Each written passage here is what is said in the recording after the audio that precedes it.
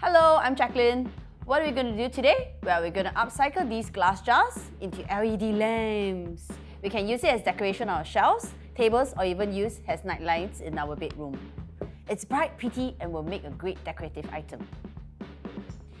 You can prepare these items: a clean and dry glass jar or bottle, an LED fairy light, some black acrylic paints with glue, stained glass paints.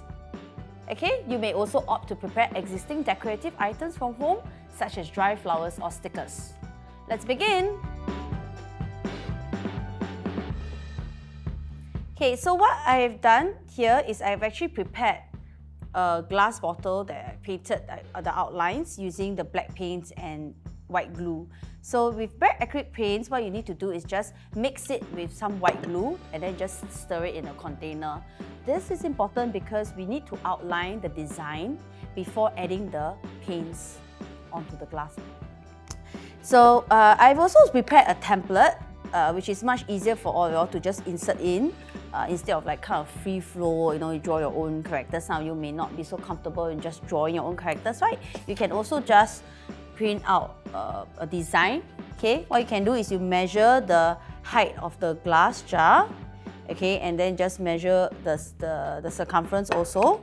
Then in your settings, you can just do a design like this. This is the size for a medium-sized glass jar. There's one which I have printed also, a bigger piece is for those larger ones. Okay, so I've already done this one, so I'm going to work on this, continue working on my painting. Okay, what you need to do is this one, the black paints with white glue, I've already prepared. Okay, what we do is I take a very, very small brush. Okay, we are going to outline. Okay, do it gently, slowly. Okay, there's no rush. Okay, art is a therapeutic activity, so enjoy. For some of you who are not comfortable with painting directly onto the glass, you can also just use a black marker and then trace out the design first. Then that will help you to, be more prepared for the painting. Okay, don't be afraid if you make mistakes with this. We are not all able to paint perfectly straight lines or curved lines, right? But the idea is to just kind of outline. The idea is just to outline the design, okay? And also, when you apply the paint, you have to apply it thicker, okay? Because otherwise, the stained glass paints will go through. Oh yes, okay, remember to make sure that all your outlines are properly painted together, and your design and setting is very important to have a closed design, meaning that all the lines have to close up. Okay, you cannot leave any open lines. This is because when we apply the glass paint, we need to apply one color at a time, and you do not want the colors to run into the next outside of the line, into the next area. So this is important that you choose a design that you can close up all the lines, okay? And also at the bottom here, if you look at this bottle itself, I've actually closed here and here the top two lines. Okay, a good way to handle your brush is also to kind of keep it upright, or you can keep it at like a 45-degree angle to paint. Okay, you don't have to paint don't do dots, because that will take a long time for you like that, dots. Just kind of go with the flow. If you need to draw a circle, just go circle, and you notice that if it's too light, right, then you just add on more paint after. Okay, I'm done. Okay, I'm going to blow dry this black paint. Okay, so I already prepared my hair dryer. I'm just going to blow dry it. Okay, so please bear with me.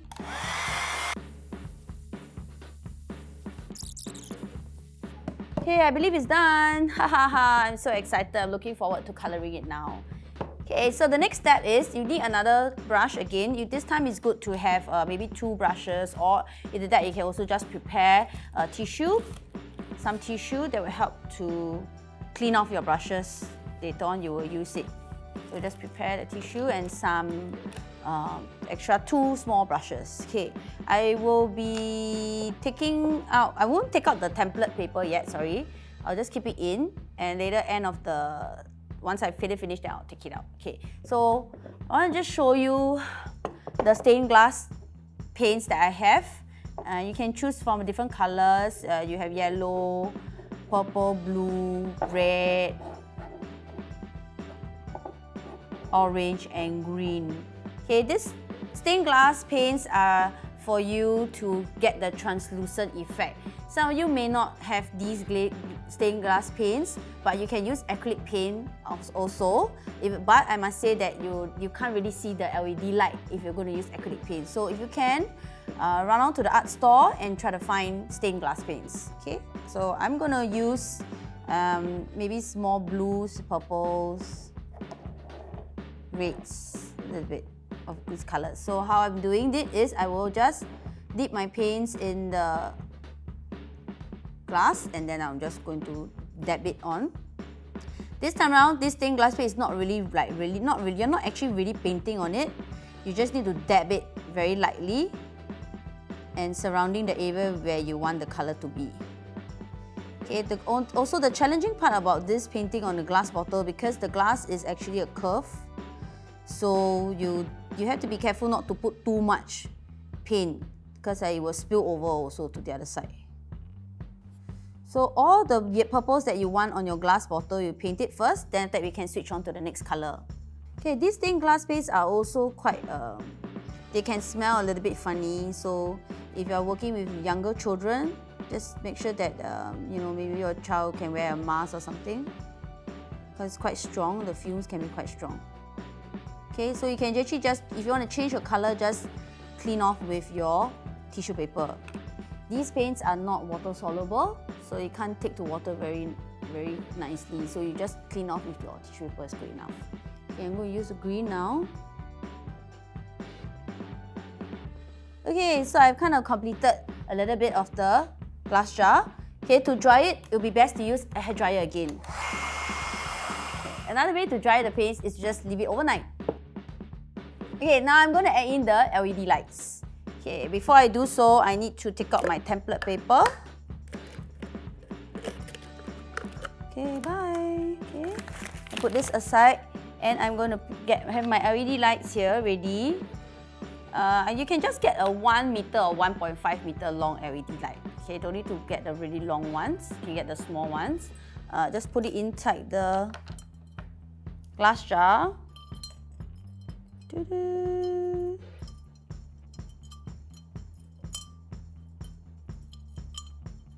Okay, and this part here, you can just wire it to close it because you don't need so much of it. And for this part, you can actually just put it on top of your lid, the jar lid. Okay, and you probably need a bit of tape. Double-sided tape will work nicely. Secure this. Switch it on. Secure it and yay! Ta-da! Oh my goodness! Look how pretty this is! Isn't this cute? So now your LED glass bottle lamp is ready! For today's craft, I chose to use LED lights because they use less electricity as compared to fluorescent lights and incandescent lights. They also last longer in comparison and in the long run help save money on your electrical bills. Other actions we can take to save energy is to use the fan instead of the aircon. If we need to turn on the aircon, set it at 25 degrees Celsius or higher.